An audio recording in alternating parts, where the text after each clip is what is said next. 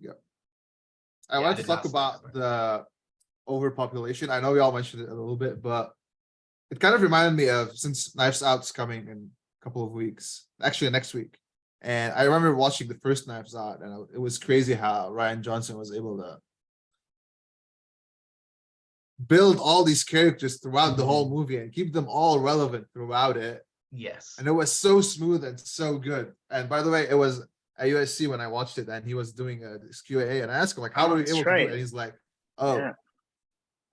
I was just something I thought of, and you have to take care of it. So it's like he's telling me I'm just talented, I know what I'm doing, and that's how I was able to do it. So when I look at this movie specifically, they weren't able to do such a thing.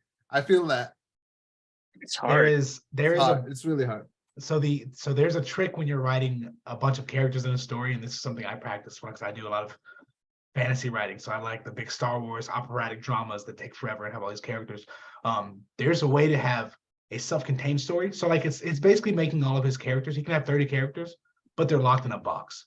And so these 30 characters are only interacting in these 30 characters. So that's kind of how you memorize, like, especially in a movie like Knives Out, where they're literally in one building the entire movie. Like they're in a house.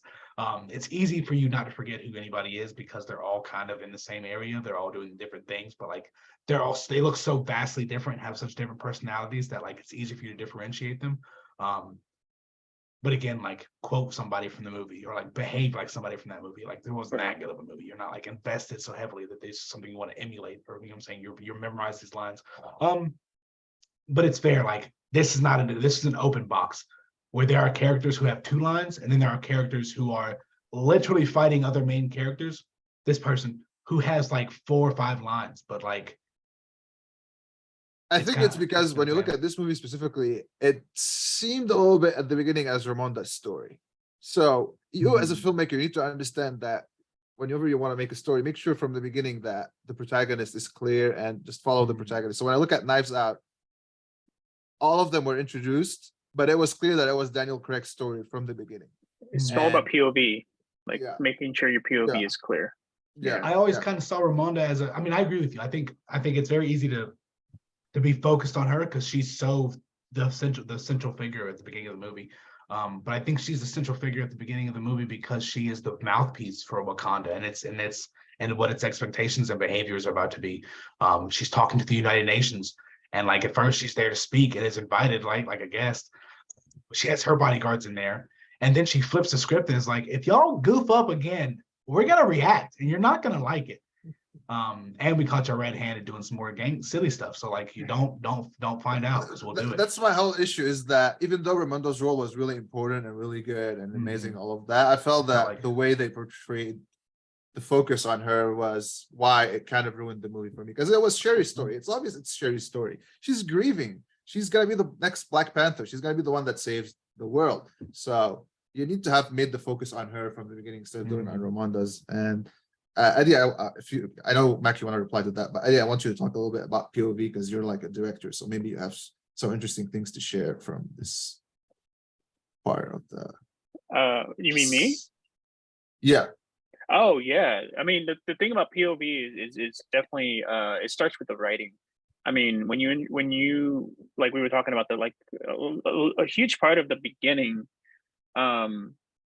is the Queen's story. You know, it's her story, and we see the POV of her, and then they try to shift around to try to smooth it out. But that's the biggest problem when you have so many characters. And I think I love that you brought Knives Out as an example, because there's a lot of characters in that film, and it's not even Ana de Armas' story, even though she's a central piece of it, because it's obviously all about her, and in terms of like the figuring out what she did or what she didn't do, but it was Daniel Craig's like POV. And that is so crucial. That is really crucial. Like I feel like if they wanted to, they should have involved Shuri a little bit more ahead of time, you know, in terms of like maybe being there with her mother in the beginning, you know, and kind of like supporting that, you know, for whatever endeavor she's in that United Nations sort of council, and maybe having a voice in there as well. Yeah. I think because otherwise she just feels very passive. And that was my biggest problem, you know. Not only do you have a POV issue, but you have a very passive character until she's forced to make a decision about like you know, whether she's gonna keep her principles or not or whatever. Otherwise she's a very reactionary character, and I think that was one of the things that's unfortunate, because there's many opportunities of her to be active with her mom, you know, and building that bond and relationship. And that way, when her mom dies, it's even much more heart-wrenching, because then we can feel for her a little bit more, not just because she's her mother and daughter, but like I just saw this relationship, you know, blossoming from the very beginning of the movie. Maybe there's a little bickering here and there, and maybe there's a lesson to be learned here or whatever, but it's still the POV of Shuri, you know. And then when she loses it, then we're more latched onto it. So I think that's why it's crucial to have a clear POV, even if you have many characters and a very powerful character. You have to stick with the POV as much as possible, because that informs the rest of your movie, and that informs the rest of the so-called plots and stuff like that. So yeah. Do you think that Shuri's going to be the Black Panther in the next movie? No. Who's the king of Wakanda now? Prince Thomas. M'Baku, yes, M'Baku is king. He's finally waiting for his time. I love him. He walked off the plane. He walks off the jet at the end of the movie. He's like, any challengers? And clearly no one's about to. Yes, a very good point. Up there, yeah. He's definitely going to be king of Wakanda. He's a solid candidate. So yeah, remember that Shuri is not Black Panther material. Like, she clearly is, because she has the drive to and was forced to do so. Her father, brother, and mother are all dead now. So like, you know what I'm saying? The only family she has is a nephew. She finds out about it, and you know what I'm saying, 20 years into her life. I don't think that she's going to be the Black Panther for long. I definitely think that the mantle might pass. I don't know if the mantle automatically passes to King of Wakanda. You know what I'm saying? So, but I think that it becomes, I don't know what their rules are on that. It could be a mentorship thing too, like with, in back to, you know, maybe mentoring young Prince T'Challa. I did love that taking over that. Yes, I love that he had a mentorship role with Shuri.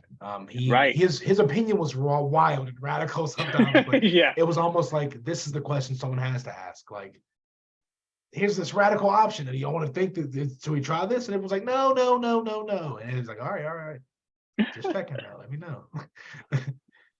I'm interested to see. Okay, I think we can wrap up now. So if everyone wants to say their final comments.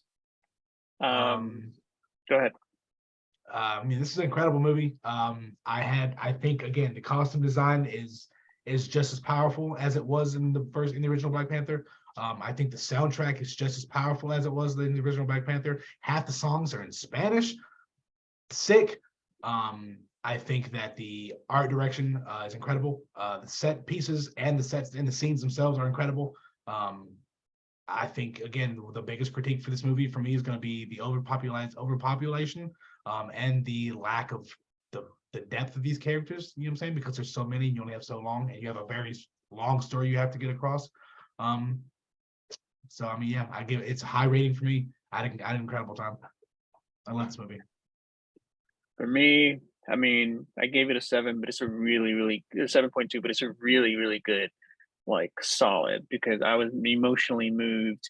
I had a lot of fun. I was so moved by seeing, you know, Mayans represented in a certain point of view, and that's all I could ask for. And the language that they spoke was just like, oh my God, yes.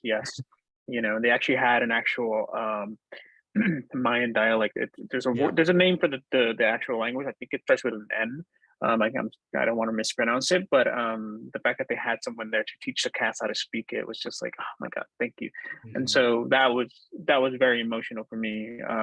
The set dressing, the costume design, which is so incredible and very carefully attended to.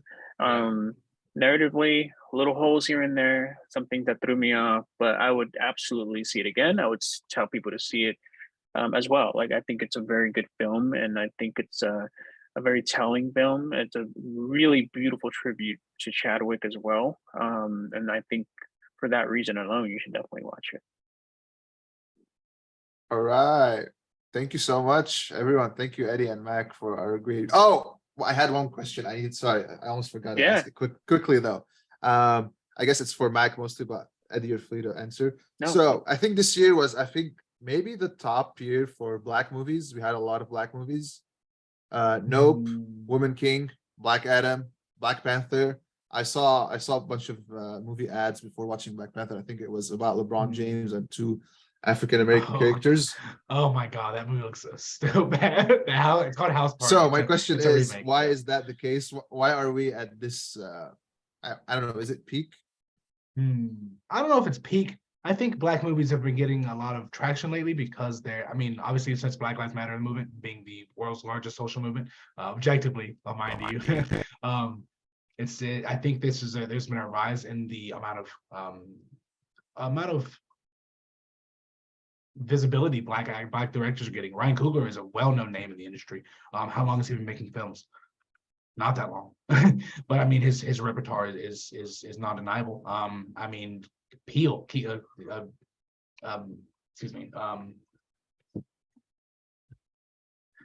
Jordan Peele is a phenomenal director. His movie, I mean, Nope itself, like you said, Nope is a really good. I think it's a really good like horror movie. It's a good monster movie.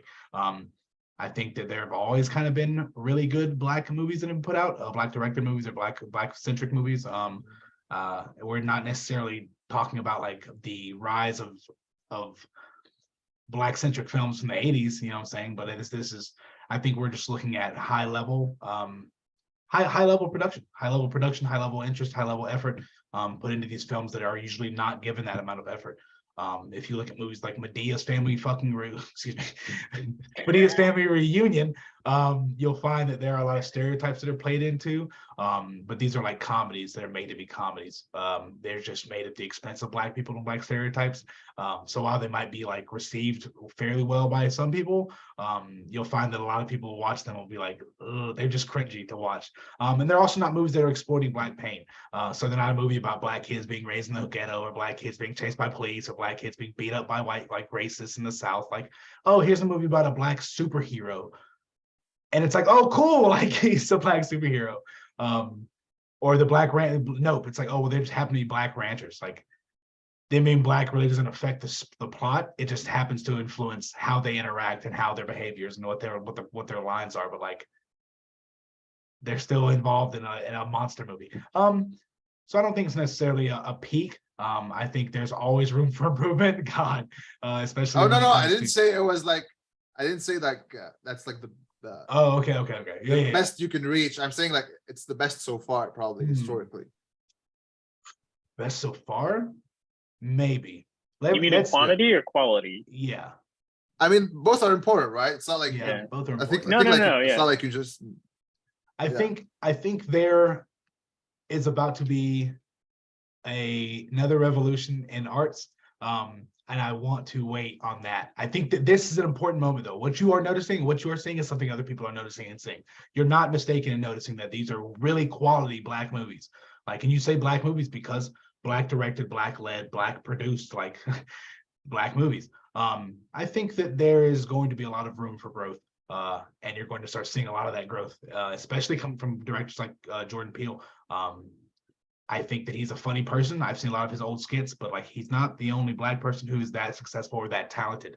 And I would love to see the reins given to the other people like that, without the stereotypical BS that comes with the Medea franchise or any of its spinoffs or anything. That's just makes my face hurt to look at. It's really cringy. It's really it's really stupid. So yeah. Nothing to add to that. All right, awesome. Thank you so much, everyone. Thank you, Eddie and Mac. And I'll probably review Glass Onion next week. I hope you two can join. And that's it. Thank you so much, everyone.